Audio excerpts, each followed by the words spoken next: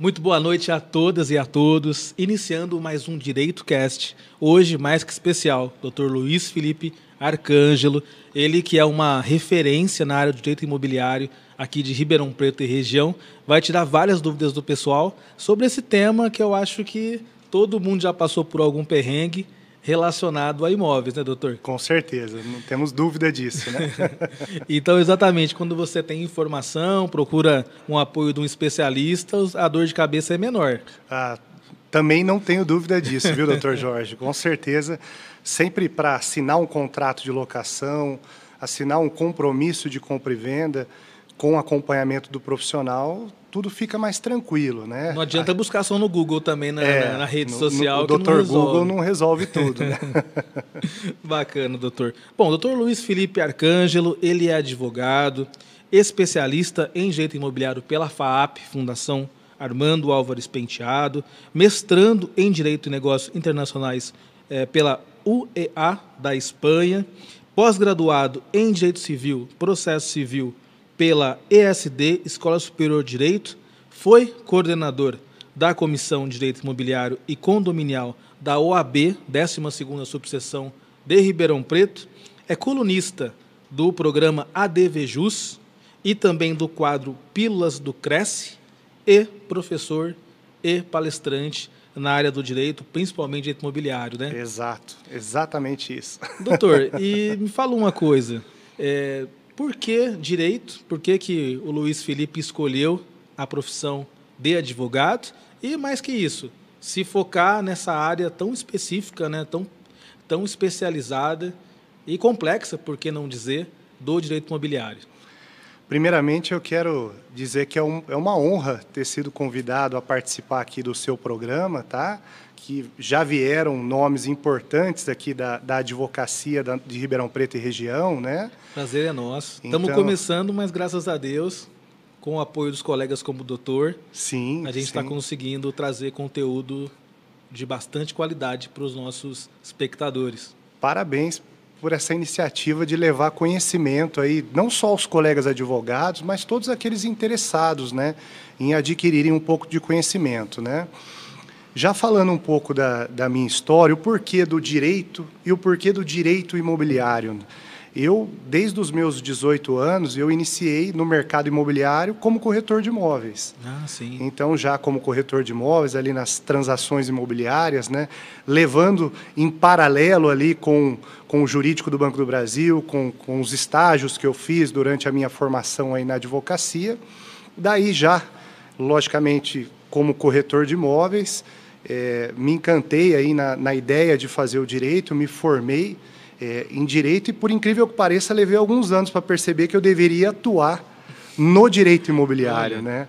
Que eu fui fazer uma especialização em direito imobiliário, dediquei muito tempo aos estudos, embora eu também me especializei aí em direito penal e processo penal, direito civil e processo civil, porque, logicamente, o direito imobiliário está dentro aí do direito civil, né? Então, na faculdade, o doutor ainda não tinha determinado que ia seguir a focar no imobiliário? Não, na faculdade não. Pelo contrário, eu acho que na faculdade eu sempre gostei muito do direito penal, né? Sim, mas, assim, até tem ainda alguma atuação dentro do direito penal, até por conta da minha especialização, mas é o direito imobiliário ali que eu levei ali na minha militância aí no dia a dia, junto às imobiliárias, aos corretores de imóveis, e é isso que eu me dedico aí 99% do meu tempo hoje na advocacia. Até porque o direito imobiliário, dentro da faculdade, não é muito explorado, né? Não é. Por exemplo, nós temos ali dentro do direito civil, logicamente é tratado ali dos temas aí relacionados, né, a compra e venda, a locação, contratos. Sim, exato, né? Mas não tem ali uma matéria específica ali do direito imobiliário, nem do direito condominial também dentro da faculdade, né? Até a mediação, a arbitragem também é uma novidade que nós não tivemos, né? Que nós, enquanto advogados, eu acho que o doutor também, pelo seu tempo de formado já, nós fomos ali treinados por litígio, né? Então nós tivemos uma mudança, né? Eu diria até uma evolução, né, doutor? Eu acho, e cada vez mais o advogado, eu entendo que ele tem que se especializar em determinada área, né? Como é na medicina, né? O advogado clínico geral hoje, eu acho que não é o futuro da advocacia. Pelo menos é um pensamento deste colega aqui que vos fala. E eu vejo que pelo seu histórico, o doutor dá aula em curso de pós-graduação, em direito imobiliário, tem uma docência, dá palestra em vários locais. É fundamental para o advogado que quer ter destaque na área imobiliária, ele fazer uma pós-graduação? Eu acredito que a pós-graduação é muito importante, né? Logicamente, o estudo aí no dia a dia, sempre de olho aí nas decisões dos tribunais, como nós temos hoje o Supremo Tribunal Federal, que está em julgamento em plenário sobre a fiança, se é penhorável ou impenhorável. Então, a gente tem que estar sempre ligado aí, né, nas decisões, mas uma pós-graduação, eu acho que é o início aí de quem quer se especializar em determinada área. Todas as áreas, né, doutor? Você conjugar experiência prática, ter uma mente aberta para o que está acontecendo. Sim. E realmente militar na área no dia a dia, que é sempre diferente da teoria. E se tem a possibilidade de agregar um curso de pós-graduação, um mestrado, tudo isso vai ser um diferencial, com certeza, né? Um enorme diferencial aí para o advogado. Nós somos em tantos advogados hoje, então tudo que o advogado puder fazer, né, no sentido de demonstrar o seu conhecimento naquela área de atuação para aquele cliente que vai te contratar, eu não tenho dúvida que é muito importante, né? Fantástico. Bom, eu queria aproveitar e agradecer alguns parceiros do DireitoCast. Milton, está na ponta aí da agulha? Pode colocar primeiro. Quero mandar um abraço especial para os parceiros da EA Investimentos, na pessoa do Bruno Aveleda, que é um parceiro desde o início do DireitoCast. Se você está procurando aí um local para investir, cursos também para aprender como diversificar os seus investimentos, a EA dá todo esse suporte, através do meu querido amigo Bruno Aveleda, que está inaugurando o escritório. Ele é carioca, ó, que beleza, mas está vindo para a cidade aí para montar a Investimentos. Um abraço também muito especial para o meu amigo Augusto e o Matheus, eles que estão à frente da DMD, Consultoria e Finanças. A DMD, doutor, nós vamos falar agora, daqui a pouco, sobre pandemia, né? Sobre os reflexos da pandemia na área imobiliária.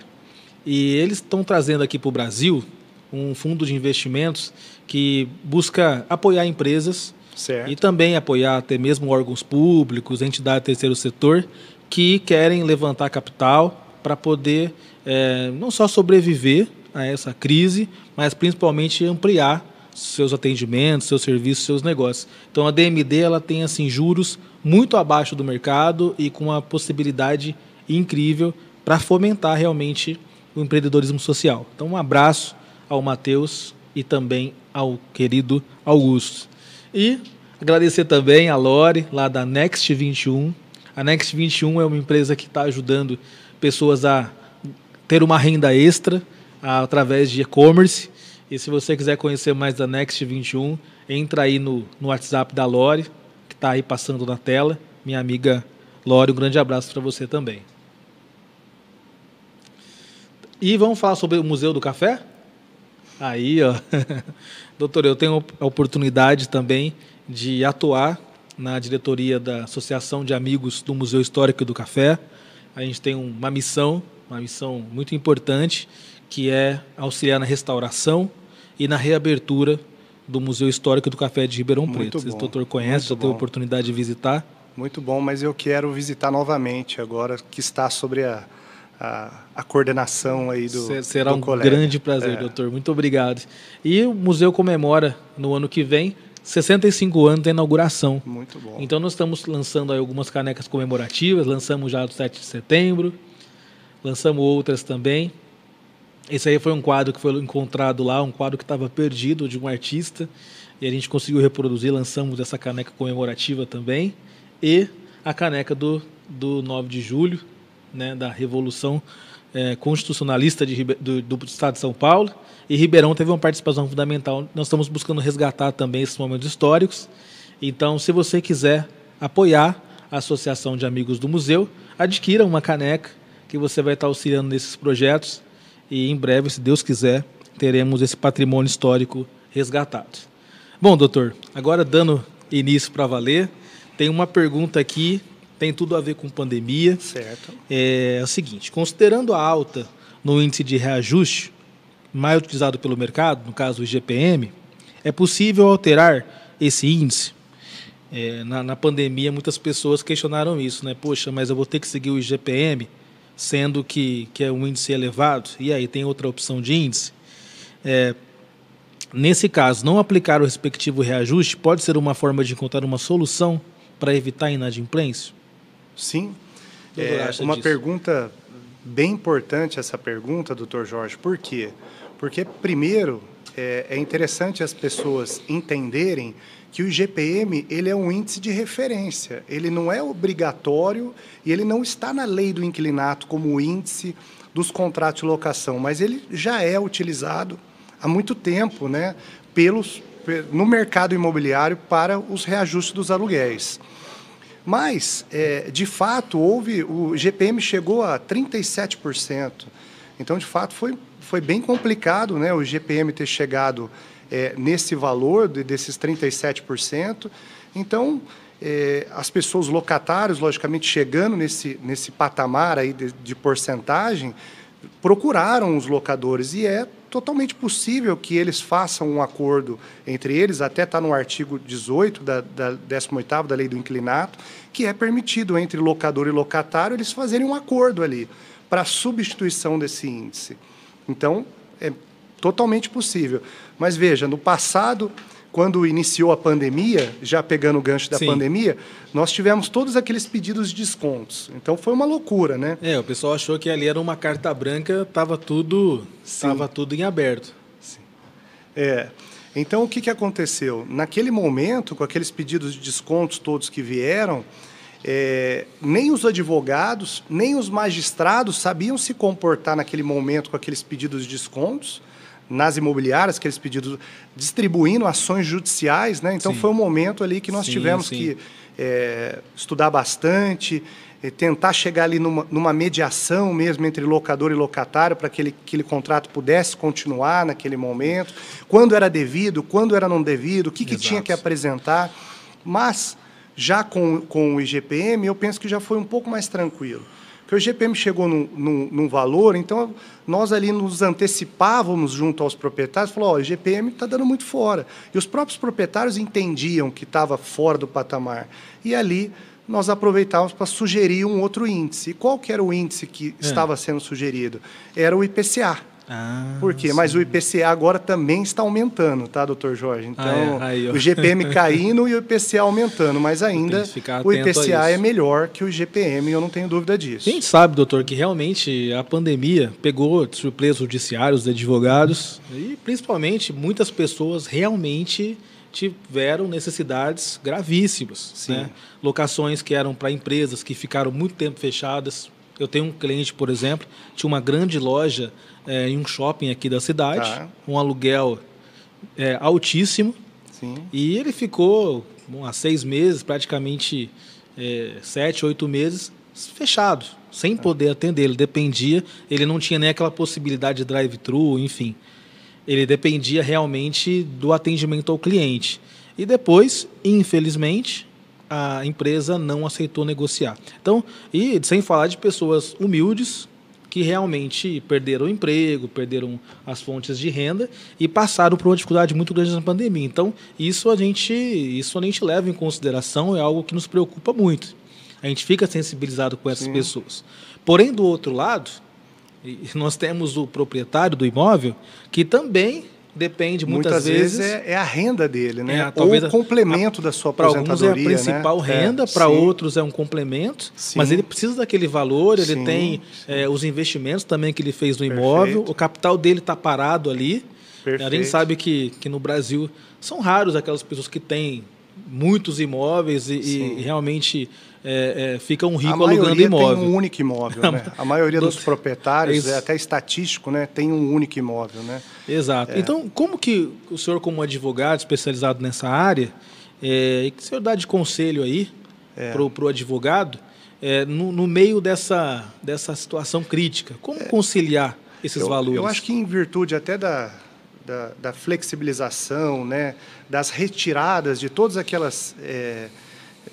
naquele momento que o fechamento, tudo aquilo que nós tivemos, né, o plano vermelho e verde, né, e tudo aquilo que nós passamos naquele momento. Então, de fato, agora que essas restrições foram tiradas, então, com relação aos descontos, diminuiu bastante assim os pedidos de descontos, etc. Então, a bola da vez hoje, como eu disse anteriormente, Sim. A gente iniciar aqui a nossa gravação, os pedidos agora para que um outro índice seja aplicado. Eu acho que o locador, nesse momento, ele tem que ver, né? Se o locatário é um bom locatário, que cumpre ali com as suas obrigações de pagar pontualmente os aluguéis, ele cuida do imóvel, eu acho nada mais justo Sim. do que aplicar um índice menor do que o IGPM, que, de fato, seria um aumento muito grande nesse momento que as pessoas ainda estão retomando, né? Então é importante olhar caso a caso, situação a situação, a qualidade do locatário. Até porque tem locatários que, mesmo na pandemia, lucraram até mais, né? Exato. Cada situação é uma situação. Para esses... Não dá para generalizar. Porém, muitas pessoas achavam que, devido à pandemia, ele não precisava pagar mais, ele ia ter o aluguel reduzido, não havia despejo. Também houve essa sensação, né, doutor? Houve esse pensamento, foi uma preocupação muito grande. Até o ano passado foi objeto de veto do presidente Bolsonaro, que a Câmara derrubou o veto, então aquela proibição de algumas hipóteses liminares foram suspensas no ano passado. Justamente a preocupação do presidente naquele momento é que isso incentivasse a inadimplência, né? Já que, por exemplo, o despejo é uma ferramenta importante para você tirar aquela pessoa inadimplente, né? E agora também nós tivemos a suspensão do despejo, de algumas hipóteses de despejo. Então, comenta para nós, quais são as possibilidades de não haver o despejo? São algumas hipóteses, por exemplo, assim, a falta de pagamento, ela está suspensa quando o contrato está desprovido de garantia, que a maioria dos despejos, né? É falta de pagamento, desprovido de garantia, quando você busca aquela liminar. E tem algumas outras hipóteses também, como, por exemplo, a substituição da garantia, está suspenso nesse momento também. Mas é importante a gente entender que aquela sentença do despejo, do processo procedente do despejo, essa continua valendo. E mesmo para essas hipóteses liminar, quando isso sai na mídia, na maioria das vezes os locatários já acham que eles não vão ser despejados, que eles poderiam até parar de pagar o aluguel, mas não é o caso, né? Por quê? Porque só vale para aluguéis residenciais até R$ 600 e comerciais até R$ 1.200. Tem as entrelinhas ali da lei que as pessoas às vezes não leem. Não leem, e também não é divulgado na mídia, né? Por isso que cabe a nós, advogados, principalmente os que se dedicam aí ao direito imobiliário, fazer essa divulgação para não incorrer ninguém em erro, né, nesse sentido, né? E nós sabemos que a situação ainda é no sentido da retomada, muitos locatários estão melhorando agora, né, que as coisas estamos voltando ao presencial, ao trabalho, o comércio, etc. Então, eu acho que é bom senso. A palavra é bom senso. Eu acho que a palavra de ordem é bom senso. Em tudo, né, doutor? E nesse caso, nem se fala. Era muito triste para a gente andar pela cidade, principalmente em regiões centrais, em regiões comerciais, e ver lá a placa, né, aluga-se, vende-se, aluga-se, várias empresas fechando. Isso me dói muito assim quando eu vejo, realmente, porque ali são sonhos, né, quebrados, são às vezes famílias que dependiam daqueles empregos, e isso é muito triste. E o direito imobiliário tem as ferramentas para realmente equilibrar essa relação, mas também o olhar humano, como o senhor falou, caso a caso, está analisando a situação, porque eu acho que é o interesse de todo mundo que aquela relação de locação perdure, né? Ninguém aluga querendo tirar, e ninguém principal, né? Entra também pensando em sair. É o principal, né? Que se mantenha aquela relação locatícia, aquele pacto. Uma relação saudável. Exato.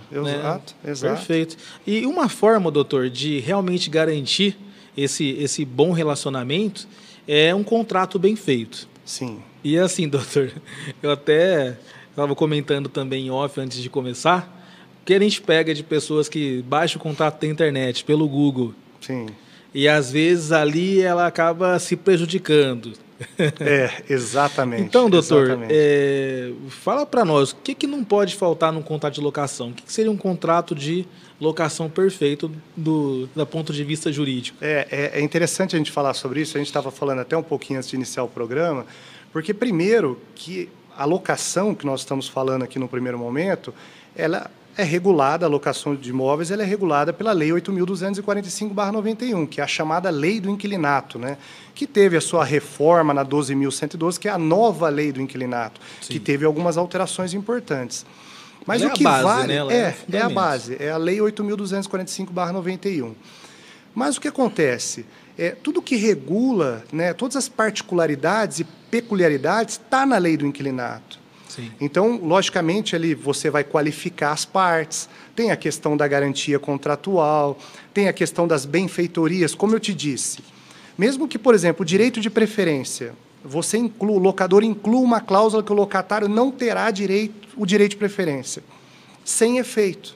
Por quê? Porque a Lei do Inquilinato é uma norma cogente. Sim. Não é possível dispensa pelas partes do que está na Lei do Inquilinato. Quer dizer, se eu faço lá uma cláusula que for contrária à lei, essa cláusula é nula, ela não tem validade. Não tem validade. Por exemplo, que o locatário não terá direito à renovatória.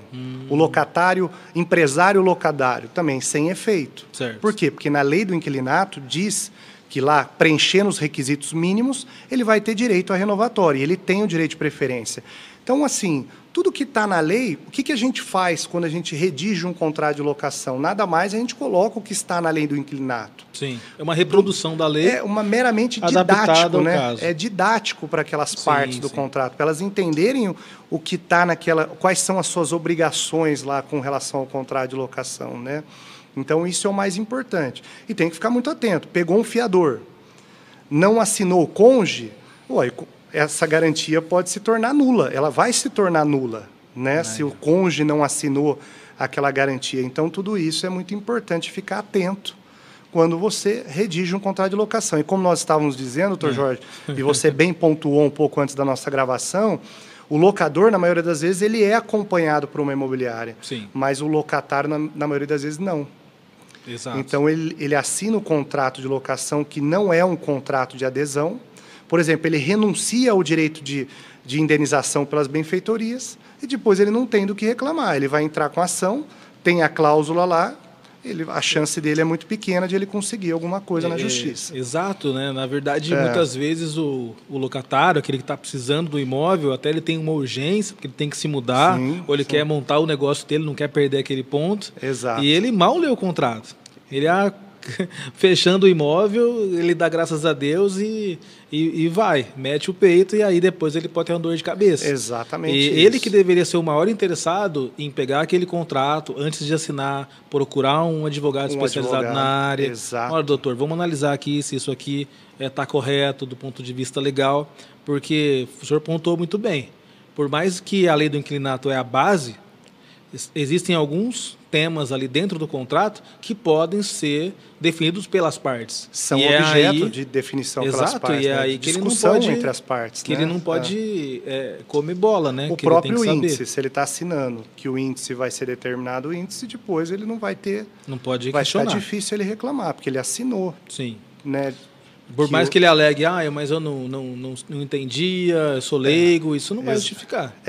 Ele teve a oportunidade de discutir antes. Vai ser uma tentativa, né, doutor? Ele vai para o judiciário com uma chance pequena de ter isso. Aí vai depender da interpretação do julgador. Exato. E aí a gente não tem como outra questão, saber. Já que a gente está nesse bate-papo legal aqui, uma outra questão para o locatário, por exemplo, é a vistoria inicial.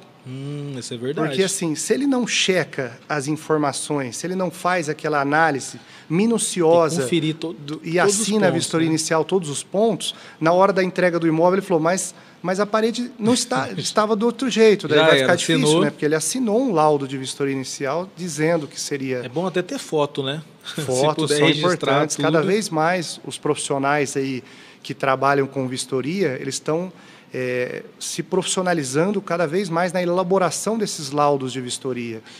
Isso é, de fato, muito importante. É fundamental. Em relação à questão dos prazos no contrato? Os prazos do contrato de locação. Quando a gente fala em prazo de contrato de locação, vem uma pergunta: por que as imobiliárias e proprietários de imóveis, elas, principalmente na locação residencial, elas fazem os seus contratos com prazo certo, igual ou superior a 30 meses? Qual é a justificativa disso?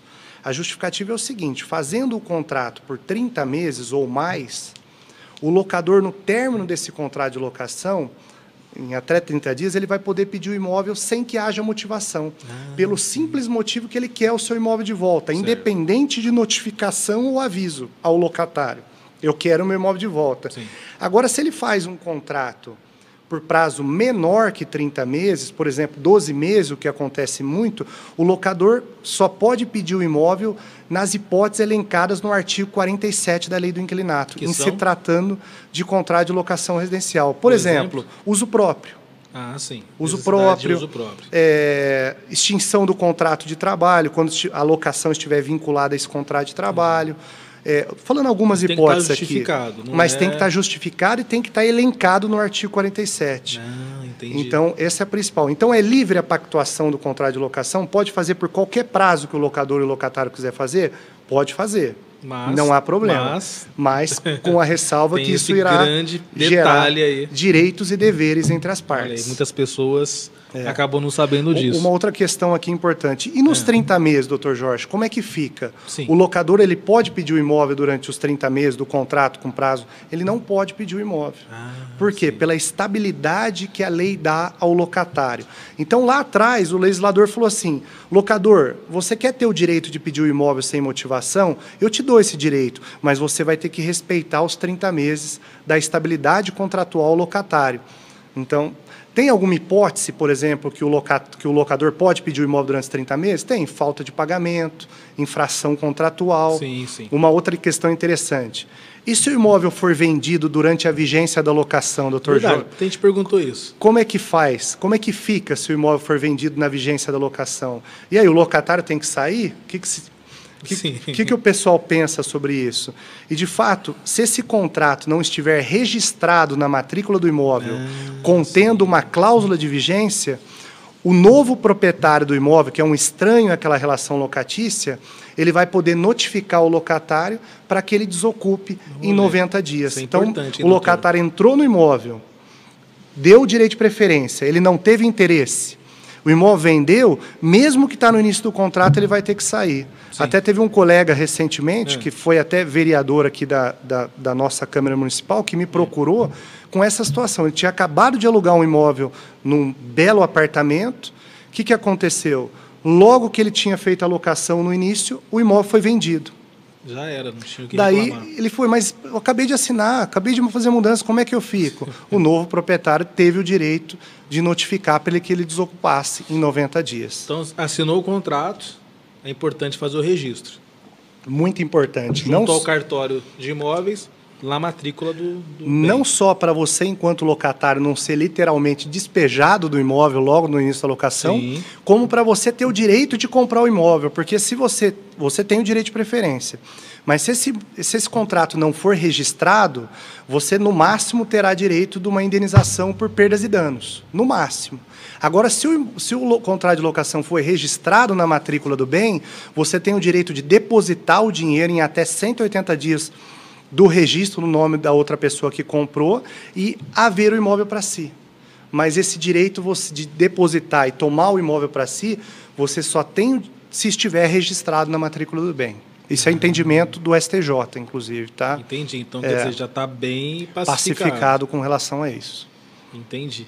Então, o senhor já falou sobre as benfeitorias. Então, existe muito inquilino que ele investe no imóvel, né? Tem, muito. Mas também tem aqueles que detonam tudo. Tem também.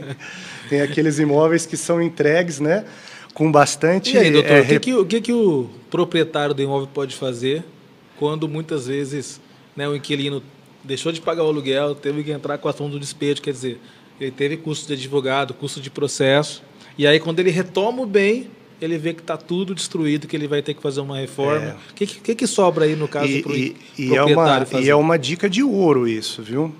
Se o locador não tomou cuidado de fazer uma vistoria inicial no início da locação, Eu já vi isso acontecer, viu, ele não doutor? vai conseguir cobrar no final. Eu já vi. Porque prova unilateral ele não pode fazer. Então, o locador foi lá, alugou um imóvel, como o doutor bem disse, com contrato de papelaria, do Dr. Google, né? Pegou lá no Dr. Google modelinho e fez o contrato e não assinou um laudo de vistoria inicial, ele não vai ter do que reclamar no final. Agora, se ele tomou o cuidado, já perdeu tudo.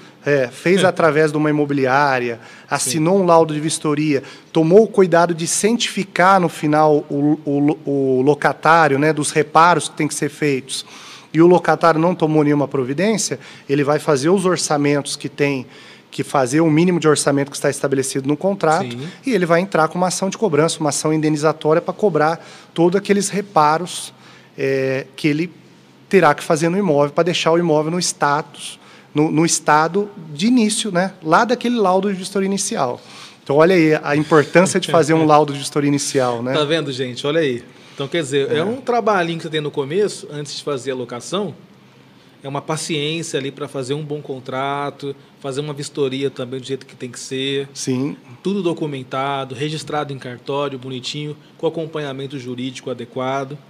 Porque, inclusive, eu já vi casos, doutor, que imobiliária esqueceu de pegar a assinatura de vistoria. E acontece, hein? Acontece, infelizmente. E mas aí o proprietário pode processar a imobiliária? pode, por negligência, né? Mas mesmo assim é difícil reparar tudo, porque como é que você vai provar como estava o Sim, estado e a antes, imobiliária, estado depois nenhuma do imóvel? imobiliária quer cair num problema desse, né? Não. Porque, de fato, se o locador chega no final da locação e ele não consegue cobrar porque não foi colhida uma assinatura de um laudo de vistoria inicial, a imobiliária também, se ficar provada que ela agiu com negligência, né, Sim, em não sim. colher aquela assinatura, daí sim, com certeza o locador vai buscar ali não só contra o locatário, mas ele pode buscar contra a imobiliária. Não só isso, né? A imobiliária tem um dever aí de cuidado, né? Por exemplo, se ela está administrando um imóvel, eu entendo, pelo menos, que não é só o aluguel que ela vai verificar o pagamento, tem todas aquelas obrigações acessórias. O condomínio está sendo pago, o seguro-incêndio está sendo pago. Então, assim, se o condomínio não está sendo pago, como nós já pegamos, por exemplo, uma imobiliária que fazia mais de um ano que o locatário não pagava o condomínio. Imagine o montante que estava de condomínio. Sim. Então, o locador, não sei se ele vai ganhar, porque a imobiliária não é garante.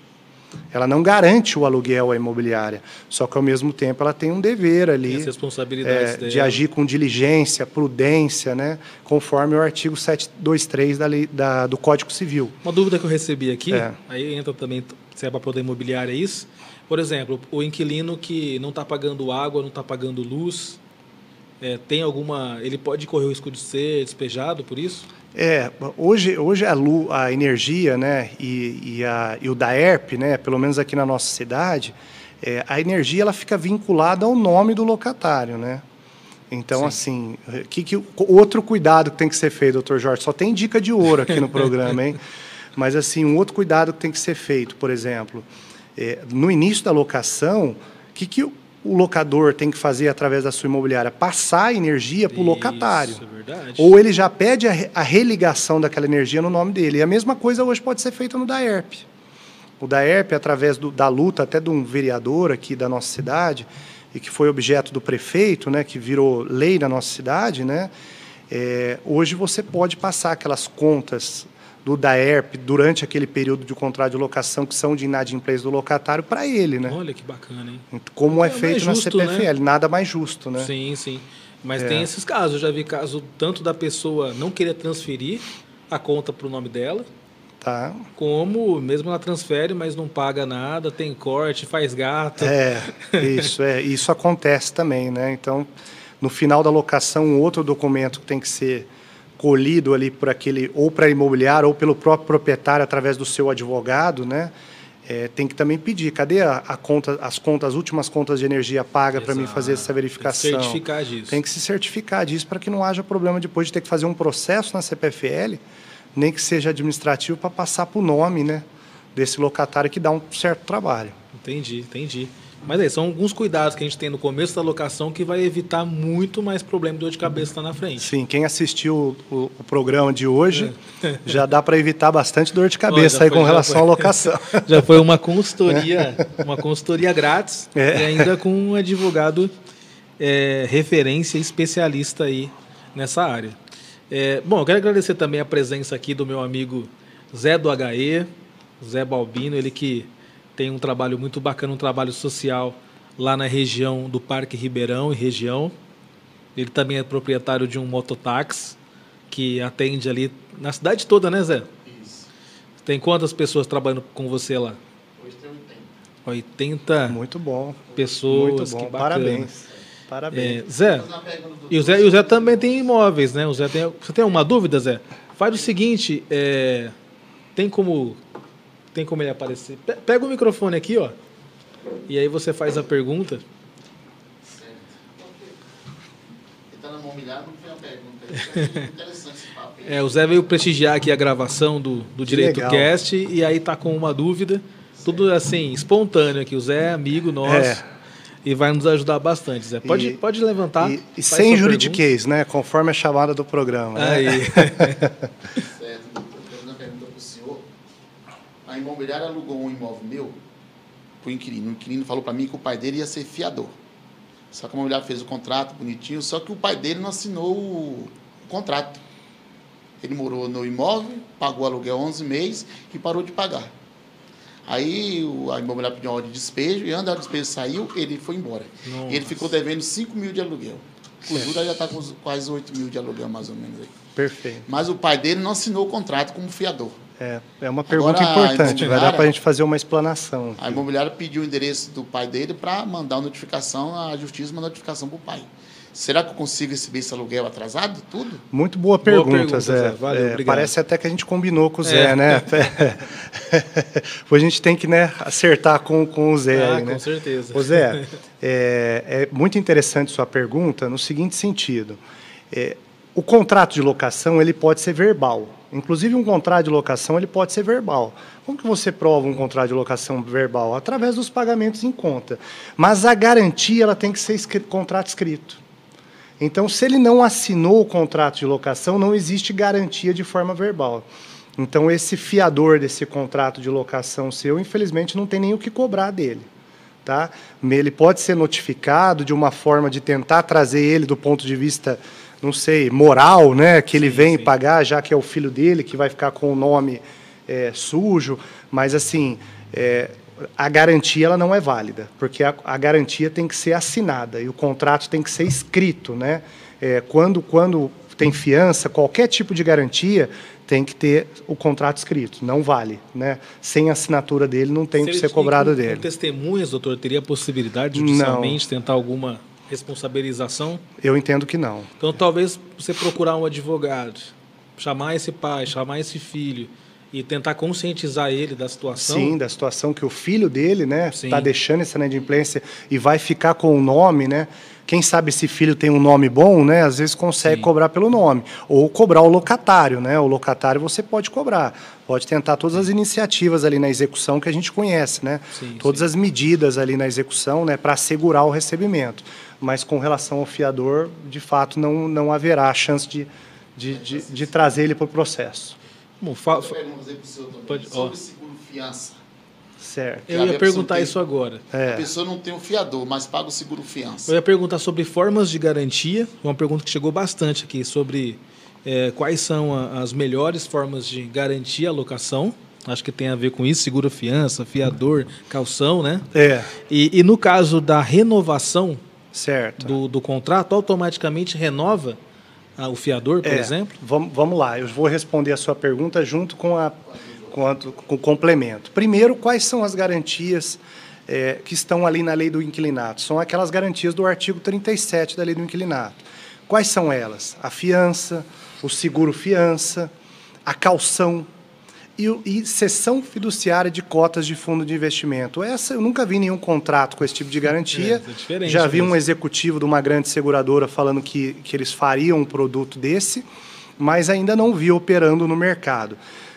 Com relação às garantias, falando rapidamente aqui, nós temos a calção, por exemplo, que é aquela calção em dinheiro dos 3 meses, que eu acho uma garantia muito fraca, muito fraca. Sim. Nós temos a calção de imóvel, que é diferente do fiador. Porque no fiador não tem registro e não tem averbações, não vai para o cartório quando é fiador. Ele responde pela integralidade do seu patrimônio.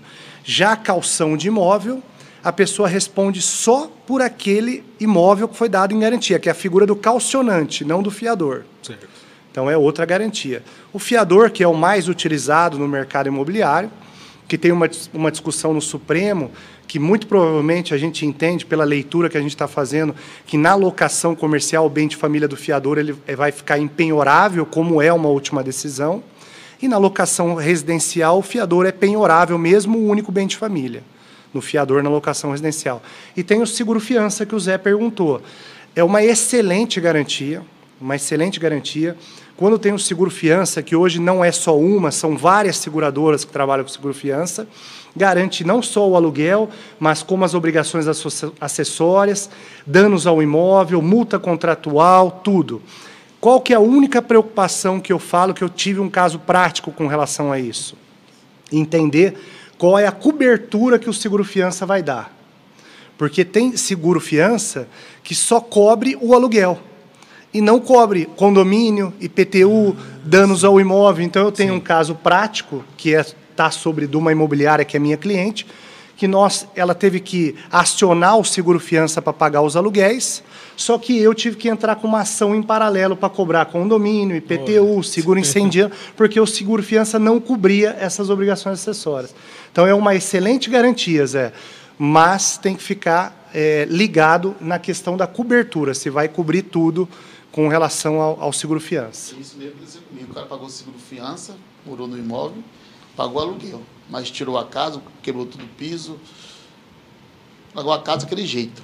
Só que o segurador da fiança, o segurador não pagou, os donos ficam no imóvel, pagou só o aluguel. Isso aí, a mulher Bom Negócio, que é o Rodrigo, está lutando para ver se eu consigo. É isso aí. Vai ter que lutar. Obrigado. Lutando para ver se consegue ressarcir o prejuízo que ficou na casa, que ficou a casa quebrada total. Vamos seguir aqui ao vivo. Obrigado, o povo tem muita pergunta aqui. Obrigado pela sua participação. Aí, viu? Muito pertinente. E pode colocar aí. Muito pertinente as perguntas do Zé, muito legal. Não, para você ver como que é um assunto que mexe com todo mundo. Eu vinha pensando isso no carro, né? Que direito imobiliário, ou você aluga, ou você é locador, sim, ou você será, né? Porque você pode abrir um negócio, enfim, você vai precisar entrar nessas peculiaridades. Sim. E agora eu quero entrar daqui a pouco já na questão do compra e venda de imóvel, que também é um assunto fantástico. Só fazer algumas perguntas aqui que chegaram para nós em relação à questão da due diligência imobiliária. O que é isso, doutor? Você nunca ouviu falar disso? Explica aqui pra gente. Maioria das pessoas, de fato, pelo menos assim, inclusive colegas advogados, né, que não militam na área do direito imobiliário, não sabem o que é due diligence. Né? Quanto mais se colegas advogados não sabem... Errado. Como que é? Due diligence. Due diligence imobiliária. Na verdade, ela vem de um termo em inglês, né, que significa devida diligência. Né? É o significado da due diligence. E a due diligence ela é muito importante porque o que esses profissionais especializados no direito imobiliário vão fazer? Nada mais que eles vão preparar ou analisar toda aquela documentação relativa ao imóvel. Para ver o quê? Se naquele comprador não tem nenhum risco, né? Ou pelo menos minimizar o risco do comprador em comprar aquele imóvel, né? E para o vendedor também ajudar o vendedor nessa questão burocrática. E assim, por que a gente fala minimizar o risco? Sim. Que eu lembro do Alexandre Câmara, que é um desembargador, que eu tive o prazer de assistir uma palestra dele. Ele fala muito sobre fraude à execução, que tem tudo a ver com due diligence, né? E ele fala o seguinte, que se hoje até respirar tem risco, imagina comprar um imóvel, né? Ele termina com essa frase de brincadeira, mas é verdade, né? Comprar um imóvel é um risco. Então, nada melhor do que fazer esse trabalho de due diligence imobiliária. Seria, então, assim, uma atuação preventiva. Exatamente. Uma ação, o advogado se colocando ali para evitar que tenha problema judicial, um processo... evitar perda de imóvel, fraude contra credores, tudo, né? Fraude com a execução, tudo que pode ocorrer, né? Entendi. Imagina você comprar um imóvel. Sim. E você não faz uma boa leitura daquelas certidões. todas aquelas certidões negativas, e de repente o antigo vendedor do imóvel, o vendedor não tem nada, mas o antigo vendedor tem processos, e a venda aconteceu há pouco tempo, e ocorre ali uma fraude de execução, ele tem um processo de execução e dá uma fraude, daí anula aquele negócio. Imagina a dor de cabeça para o comprador, né? Que pagou, investiu, e de repente teve a sua matrícula anulada ali, o seu registro, por conta de uma fraude à execução.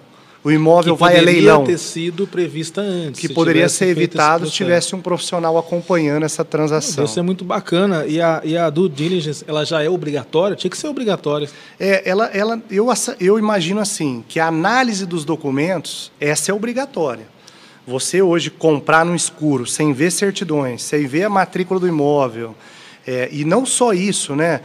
Ver o condomínio. Quando você compra um imóvel em condomínio, por exemplo, será que aquele imóvel, o condomínio tem todas as certidões de FGTS, o condomínio está em dia? Pô, tem condomínio em Ribeirão Preto que deve mais de 2 milhões ao DAERP. Sim, sim. Então, se você compra um imóvel naquele condomínio, automaticamente você está assumindo aquele passivo do condomínio. Então, assim, eu imagino assim, você contratar um advogado não é obrigatório, mas a análise dos documentos, essa é obrigatória, sim. Porque é arriscado para o próprio comprador, que é leigo, fazer essa análise. Ele pode ter vários riscos aí. Exatamente. O doutor já presenciou algum caso prático em que o cliente foi comprar nas sortes, ele achou que estava bem informado e acabou... Eu tenho um caso prático que eu falo sempre em sala de aula, se às vezes tem algum aluno nosso assistindo, fala, ó, o professor está falando outra vez. Vai ter, com Mas certeza. é um caso bem interessante, assim, porque foi um imóvel vendido por financiamento bancário e pelo motivo de ser financiamento bancário, a imobiliária e o vendedor não se preocuparam em tirar certidões negativas. Então, o imóvel e o banco, ele não está preocupado com as certidões negativas, ele, no máximo, faz uma consulta de protesto, Serasa, etc. O basicão. Então, o que aconteceu? O comprador levou adiante, assinou o contrato do banco, que o contrato particular do banco ele tem força de escritura, foi a registro, finalizou o processo, ele reformou o apartamento todo, e um belo dia ele está na casa dele, chega na portaria do condomínio, oficial de justiça cientificando ele de uma penhora na matrícula dele. Quando ele foi ver o que era aquela penhora, levantar o processo, que ele procurou o nosso escritório, logo nós tirando as certidões daqueles vendedores, nós já percebemos que tinha uma execução na certidão, bastava ter tirado as certidões, que a execução estava lá. E uma execução de mais de R$200 mil. Caramba. Então, o que resta para esse nosso cliente? Fazer um embargo de terceiro. Sim. Mas ele não tem as certidões para demonstrar a boa-fé. A boa-fé, que ele teve boa-fé quando ele comprou aquele imóvel. Como que ele demonstra boa-fé? Através da apresentação das certidões. Sim, sim. Então, com isso, o processo está correndo, mas a chance de ele ter que assumir esses valores é alta. Caramba, quer dizer, por causa de uma certidão que não foi pedida no momento oportuno... Ele está agora tentando, na justiça, demonstrar que ele é um terceiro de boa-fé. Mas ele falhou de não ter tirado, e a imobiliária falhou também de não ter tirado as certidões no ato da compra. Doutor, eu vejo assim que, pode ser que antigamente, no tempo dos nossos avós, que tinha aquela questão do fio do bigode, não precisava nem de contrato, né? Não precisava. A pessoa comprava lá uma fazenda no fio do bigode. Hoje em dia, infelizmente... Até com o crescimento da nossa cidade, e infelizmente a gente nunca sabe com quem a gente está lidando. Exato. E a justiça evoluiu muito também, tem vários tipos de bloqueio, de processos, enfim, de garantias relacionadas aos imóveis, que se a gente não tem um apoio de especialista, é complicado, né, doutor? Eu entendo que sim. Eu acho que numa transação de compra e venda que está... ali muitas vezes está todo o valor, né? Todo ali valor monetário em dinheiro que a pessoa juntou uma vida toda para comprar um imóvel. Eu acho que a advocacia, nesse caso ali, um advogado imobiliário, né? O corretor de imóveis, ele tem esse papel de apresentar certidões? Ele tem. Eu entendo que o corretor de imóveis ele tem o dever da apresentação das certidões.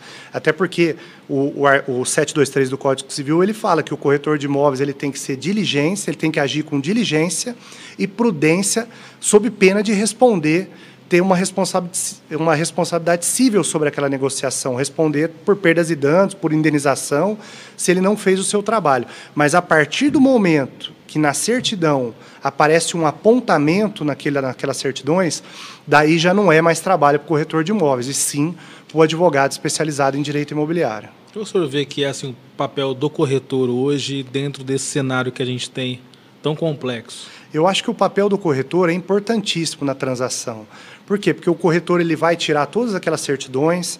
Se não apareceu nenhum apontamento, ótimo, ele tira todo aquele rol de certidões, negativa de condomínio, negativa de PTU, ele vai fazer todo o seu trabalho, vai dar segurança àquele negócio, no sentido de aproximar as partes, sem sonegar nenhuma informação sobre aquele negócio. Transparência. Porque tem informações que são relevantes ao negócio. Sim. Por exemplo, aquele bairro é comercial, o corretor tem que saber, porque se a pessoa quer estabelecer uma clínica e é residencial aquela rua, e o corretor tem que falar, olha, ali não é um bom lugar para você comprar. Isso é só um exemplo. Sim, sim. Mas, é o que eu estou dizendo, a partir do momento que apareceu um processo, e se o comprador quiser levar adiante o negócio, mesmo com aquele processo, o corretor tem que provar que ele cientificou o comprador daquelas certidões, né? Sim, sim. Sob pena de acontecer alguma coisa e o comprador falar, não, você não me avisou. Então, o corretor também tem que ter essa segurança, ter esse cuidado de provar que ele mostrou que o comprador quer fazer o negócio. Porque muitas vezes o comprador, na hora que aparece o apontamento, ele vai contratar um advogado da confiança dele, que é o correto. Que é o correto, né? Trabalhar em parceria, né? Exatamente, trabalhar em parceria, uma equipe, para que aquele negócio dê tudo certo, né? São peças ali de uma engrenagem, né? E até mesmo é importante, o advogado vai orientar o corretor no contrato que o corretor vai fazer com aquele cliente que está adquirindo o imóvel. Sim, para garantir os direitos do corretor. Exato. E exatamente ter esse acompanhamento de todas as certidões, toda a documentação. Porque tem o contrato de honorários do corretor, Exato, que é muito importante. Que o advogado também. é importante, um advogado elaborando ele. O advogado pode ser um parceiro do corretor também. Da imobiliária. Eles não precisam ser inimigo naquela transação. Muitas vezes eles, na maioria das vezes, eu quero acreditar nisso, que são parceiros para que esse negócio dê certo. Esse é o ideal. Aí sim o consumidor ele vai estar respaldado. Vai estar respaldado. Ele vai ter o acompanhamento do corretor que especializou em trazer o melhor imóvel para ele de uma maneira... Conhece a região que ele está comprando. O advogado não necessariamente vai ter essas minúcias aí de conhecer as ruas, onde pode fazer comércio, onde não pode. Para ele poder passar um parecer nesse sentido, ele teria que estudar especificamente esse ponto. Mas isso já é do trabalho do corretor. Esse tipo de orientação. Exatamente. E o advogado vem complementando com a parte jurídica. Porque, às vezes, o corretor até tem a boa intenção, porém, ele tem algumas dificuldades ali para poder... O corretor ele não tem essa formação do advogado, nem em é direito. o papel nem dele. É o papel dele. Ele é um técnico em transações imobiliárias. Então, ele tem que fazer o papel dele enquanto corretor. E é um papel fundamental. Muito fundamental. Sim. Só que daí, logicamente... e nem sempre, doutor Jorge, eu vou entrar num outro assunto que eu acho que está dentro do contexto, que eu acho que é legal. Lógico. Nem sempre o fato de ter processo quer dizer que não pode o imóvel ser negociado. Sim, isso é interessante, né? Porque, assim, a pessoa ela pode ter dívida, mas, ao mesmo tempo, ela tem patrimônio. O patrimônio de uma pessoa pode ser positivo ou negativo. O que o direito não aceita, o direito aceita que a pessoa tenha dívida. Sim. Não há problema de ela ter dívida, desde que ela tenha patrimônio. Então, se ela vendeu o imóvel aqui e ela ficou insolvente, ou seja, ela não tem patrimônio para responder pelos seus processos junto aos seus credores, então ela não pode vender. É insolvência, ou como o Alexandre Câmara, esse desembargador do Rio de Janeiro, fala, insolvabilidade, porque ele fala que a insolvabilidade é um conceito econômico. Já a insolvência, ela tem que ter um juiz que a decrete a insolvência. Então, ele fala mais insolvabilidade. Então, você pode vender um imóvel tendo dívida, desde que você tenha patrimônio para responder por aquelas dívidas. Então, eu vendi esse imóvel, eu tenho dívida, mas eu tenho patrimônio para responder por essas dívidas, não há problema nenhum, você pode negociar. O que você não pode é vender, prejudicar os seus credores com a insolvência, dilapidar o seu patrimônio no sentido de não pagar os seus credores, porque isso o direito não aceita. Daí vai dar fraude contra credores, vai dar fraude à execução, fé, né? Vai dar perda do imóvel. Então é isso que o advogado vai olhar na hora da transação. Doutor, aí agora o senhor está comentando esse caso, eu fico imaginando assim, né? Quantas vendas, quantos negócios não foram por água abaixo, foram cancelados devido a isso. Apareceu lá um processo, o consumidor achou, poxa, estou fora. Ou, às vezes, o corretor também vendo ali aquele montante, também já falou, olha, vamos procurar outra realidade. Quando, na verdade, poderia se chegar numa visão diferente, com uma análise mais apurada. E aí, se o senhor me permite, eu agora me recordei, teve um momento, eu faço aqui, eu registro, que o doutor entrou em contato comigo a respeito de um caso como esse. Sim, exatamente. De um cliente que uma coincidência boa. Que ele tinha alguns processos aí, e aí algumas execuções, eu estava auxiliando ele nessas negociações, sim. E o doutor me ligou, olha, nós temos interesse no imóvel, mas e aí? Como que tá? Ele tem solvência, ele tem condição de arcar com esses compromissos, como que a gente pode resolver da melhor forma possível? Então, quer dizer, esse diálogo entre os colegas advogados, entre os advogados, também, exato, procurando entender a real situação e chegar a uma melhor solução, eu acho que é fundamental também. Fundamental, seu exemplo foi 10, porque, logicamente, é muito mais fácil quando a gente chega para um outro colega advogado do que o entendimento, às vezes, das partes que são leigas, né? Não tem formação jurídica como nós, né? Então, chega para o colega, doutor, o processo está aqui. E aí, seu cliente tem patrimônio para responder por esse processo sem prejudicar com a venda do imóvel para o meu cliente? Não, doutor, meu cliente tem patrimônio, eu estou te mandando a matrícula. Então, vamos constar a matrícula do outro patrimônio que ele tem na escritura. Com isso, a gente resolve aquele impasse, né? Sim, sim. E a ideia do advogado imobiliário não é segurar as negociações, atrapalhar as negociações. Na maioria das vezes, a gente viabiliza os negócios. Ao contrário. Desaconselhar a operação é no último caso. Sim. É quando não tem jeito mesmo. Esgota todas as possibilidades. Esgota todas as possibilidades. Você fica, por exemplo, fica claro que um irmão fez uma doação para o outro, sim, no sentido de, né, e a gente já sente ali um cheirinho de coisa errada. De coisa errada. Daí a gente tem que brecar. Doutor, e quando a pessoa vende um imóvel, compra e quer fazer um contrato de gaveta, isso aí tem como achar alguma saída ou realmente já era? Outra pergunta 10 também, né? Porque o contrato de gaveta, eu entendo que ele é uma etapa da negociação, ele não pode ser algo definitivo, porque a transferência da propriedade no nosso ordenamento jurídico, ela se dá com a escritura no tabelionato de notas e com o registro no cartório de registro de imóveis. Então, sabe aquela máxima que a gente fala em sala de aula, que fala assim, só é dono quem registra? Então, você tendo um contrato de compra e venda, você não é dono. Tem valor jurídico aquele contrato de gaveta? É o próprio nome, contrato de gaveta. Você joga na gaveta e você não dá publicidade com o registro, né? A publicidade para terceiros é com um registro no cartório de imóveis. Então, nada impede que eu comprei um imóvel do Dr. Jorge. Daí, com um contrato de gaveta. Eventualmente, não é o caso do Dr. Jorge, mas o Dr. Jorge tem algum processo. O que acontece? Penhora a sua matrícula, e você é um terceiro aqui de boa-fé, que fez um contrato, mas está no seu nome. Ou nada impede que aquela pessoa, ainda que está com o nome na matrícula do imóvel, ela venda para outro. Ou venda 2 vezes. Sim. Por quê? Porque você está com um contrato de gaveta, você não tem garantia que não vai acontecer uma penhora na sua matrícula, que o vendedor não vai vender por uma outra pessoa. Então, por isso que eu falo, o contrato de gaveta é uma etapa. Normal você fazer um compromisso de compra e venda, desde que já esteja ali um prazo para ser feita a escritura e o registro. E seja o mais rápido possível, né? E esse contrato, inclusive, ele pode ser registrado, esse contrato.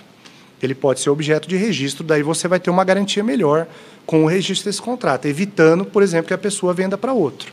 E mesmo o contrato de gaveta é interessante que tem um profissional ali dando uma revisada. Ah, não tem dúvida, né? Porque senão você pode se colocar numa situação difícil de sair também. Sim, porque o comprador, tudo que ele assinar ali são obrigações que ele vai ter que cumprir, né? Exato. E o vendedor também, se ele assinou aquilo lá, mediante o pagamento, ele vai ser obrigado a dar a escritura também, né, para aquele comprador.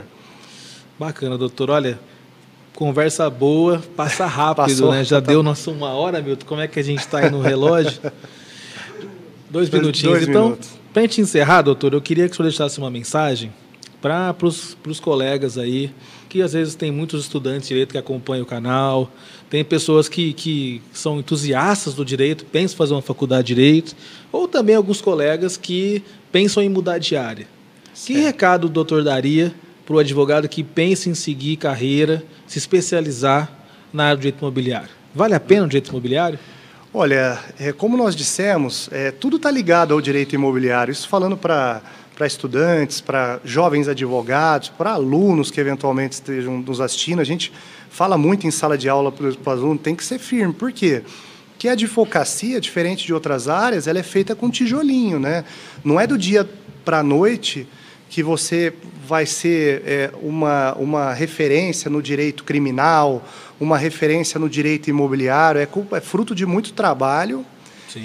As pós-graduações são importantes, se especializar, estudar muito. Construir sua autoridade. O direito a gente tem que estar sempre estudando, a gente não para de estudar muito, né? Com certeza. E a sala de aula nos ajuda muito, né? Porque a gente sempre está tendo que estudar para levar as informações atualizadas, né, para os nossos alunos. Então, como eu estou dizendo, a advocacia não é fácil. A advocacia tem que ser fruto de muito trabalho. Aqueles colegas que estão desanimados, não desistam, porque eu acho a advocacia a mais linda das profissões, eu tenho isso comigo, né? Ela é muito importante, né? Muitas vezes nós somos aquela pessoa que o comprador tem no direito imobiliário, né? Para dar tranquilidade. Olha que tranquilidade o comprador que te contrata, né? Você acompanha toda a documentação, você analisa tudo, você fala para ele, eu vou te acompanhar até o registro do imóvel. Ele fica com uma tranquilidade. É igual aquele quando você contrata, você está, igual eu estou reformando agora, fazendo um paralelo, mas você contrata um arquiteto, um bom profissional ali, um mestre de obras que vai fazer toda a obra, que você vai ficar tranquilo, sem nenhum tipo de preocupação, sim, né? É o anjo da guarda, né? É o anjo da guarda daquela negociação, e o vendedor também, aquele que não quer ter problema, para organizar todos os detalhes burocráticos da negociação. Doutor, eu quero ter tranquilidade, chegar ao final, receber o meu valor, assinar a escritura e tal. O advogado faz isso. Na locação, a mesma coisa, né? Verdade. Imagina, você aluga um imóvel, faz um investimento tão grande no imóvel, daí o locador vem e te notifica que você tem que sair, e você não tomou aqueles cuidados e agora você tem que sair. Olha quanta coisa boa o advogado imobiliário pode fazer, né? Isso eu estou falando uma coisinha dentro de toda a advocacia imobiliária. Mas são exemplos interessantes mesmo, para a gente poder refletir. É isso aí. Eu acho fantástico. Na verdade, o doutor Arcângelo é o anjo de muito contrato aí, evitando que a pessoa passe por maus bocados. A gente fala assim, né? Somos um grande parceiro, né, de compradores e vendedores, de imobiliárias, de corretores de imóveis, não só eu, como todos os colegas aí que têm excelentes advogados imobiliários aqui na nossa comarca aí, né? Que eu tive a chance aí de rodar o estado de São Paulo fazendo palestra e dando aula. Tem então, esse lado também de professor, de orientador. Exato. Mas tem bons colegas aí, bons advogados. A nossa região é uma região muito rica, né, de colegas advogados aí, de bons profissionais. E o objetivo do Direito Cash, doutor, já aproveitando, é esse: é prestigiar advogados que realmente cumprem a sua função de maneira competente, de maneira aguerrida, que buscam aí se destacar em benefício dos clientes. E não só se destacar, mas o Direito Cash, aqueles colegas que querem levar conhecimento também, né? Isso, nós tivemos uma aula aqui, né, gente? Isso que eu valorizo muito, né? Os colegas aí, tem muitos, a gente pode citar, tem até medo, mas, por exemplo, um grande parceiro, o Dr. Márcio, que também virá o seu programa, que a gente divide aulas aí na FAAP, na ESA. Márcio Espímpolo. Então, levar o conhecimento, né, para tantos colegas, direito isso que a gente busca, né? Direito condominial. Sem querer, na verdade, a gente quer sim. A gente deu uma aula, o doutor deu uma aula aqui de uma maneira bem descontraída, informal. Sem juridiquês. Sem juridiquês, que é o mais importante. Eu fiquei, assim, impressionado com essa área do imobiliário, que é uma área que eu confesso que eu não fiz curso, não me especializei nessa área. No dia a dia, dentro da minha área criminal, dentro dos meus clientes, querendo ou não, a gente vê situações. E eu também valorizo muito a sua área criminal, gosto muito da atuação e valorizo muito os colegas que atuam na área criminal. Do direito é bacana que todas as áreas têm a sua beleza. Tem as suas dores e dificuldades também. Exato. Como o direito imobiliário também. Mas prazer e satisfação, principalmente quando a gente consegue atingir o objetivo, né? É isso aí. Que é trazer o direito para o cliente. E eu achei fantástico, dentro do imobiliário, essa questão da cooperatividade, digamos assim. Como que é colaborativo, né? Sim. A gente tem o papel do advogado, tem o papel da imobiliária, o papel do corretor, todos trabalhando em sinergia. Locador, locatário, né? Aí entra as partes, e aí do outro lado também tem um advogado, também muitas vezes tem um corretor imobiliário, todos buscando chegar num acordo. Então, nesse papo que a gente falou sobre conciliação, falamos sobre direito preventivo, que eu também acho que são caminhos muito importantes. Muito importantes. E o uso da tecnologia também, que vem para somar isso, possibilitando até mesmo que esse inclusive, conhecimento chegue. Dia 18 nós estaremos na FAAP, Faz num um convite painel. Pro pessoal, doutor. Dia 18 nós estaremos na FAAP, num painel, ao lado de grandes colegas aí, Dr. Carlos Montes, inclusive que é juiz da comarca de Jaboticabal. Sim, foi meu professor, doutor Carlos. Foi seu professor, exato, doutor Querido. Carlos. Nós vamos falar, inclusive, sobre uma área que eu também estou tendo que estudar um pouco mais, que é o Visual Law, né? Ah, sim. Então, falaremos sobre uma... Então, o design na advocacia. Exatamente. Então... Olha que legal, e um tema. O doutor Carlos, vamos convidar o doutor Carlos também, Carlos Montes, aí, esse juiz brilhante, jovem e extremamente competente. Estaremos lá com o Dr. Márcio Espímpolo também, toda essa turma aí, estará o Dr. Alexandre Gomide, que vem de São Paulo, serão bons profissionais. Vai ser presencial. Um evento presencial na FAAP, dia 18. Aqui em Ribeirão Preto. Aqui em Ribeirão Preto. Pessoal, aproveita aí, entra no site da FAAP, entra nas redes sociais do Dr. Luiz Felipe Arcângelo. Eu quero aproveitar para te convidar para conhecer mais o trabalho dele. Ele posta artigos, posta novidades, bastante conteúdo também no site, que é Arcângelo com CH, né? Isso. Arcângelo, advogados.com.br. Conteúdo bem informativo, né? Sem juridiquês. Sem juridiquês. Gente, e eu agradeço a audiência de todos. Quero aproveitar para convidá-los aí, quem ainda não curtiu, deixa o seu like nessa live. Aproveita também para se inscrever no nosso canal, aciona o sininho para receber as notificações. Esse projeto está só começando, né, doutora? Esse é o nosso quinto bate-papo, mas com certeza nós vamos dar continuidade, porque temos ainda muito conteúdo para levar para as pessoas, e esse é o objetivo do Direito Cast. Doutor, muito obrigado. Muito obrigado. Ficam abertas as portas para o senhor retornar outras vezes. Está mais que convidado. Uma honra, e estarei sempre à disposição aqui do Direito Cast. Foi muito legal esse bate-papo descontraído, sempre no sentido de levar informação aí aos demais colegas e todos os interessados aí hoje falando do mercado imobiliário e do direito imobiliário. Doutor, muito obrigado. Muito obrigado mesmo, prazer, valeu. doutor. Tenho certeza que o pessoal adorou também o conteúdo e, como eu, ficou ainda mais seu fã. É recíproco. Gente, um grande abraço a todos. Se inscreve aí no canal e na próxima quarta-feira, às 20 horas, temos ao vivo Direito Cast aqui no seu YouTube. Valeu, gente. Obrigado. Obrigado, doutor.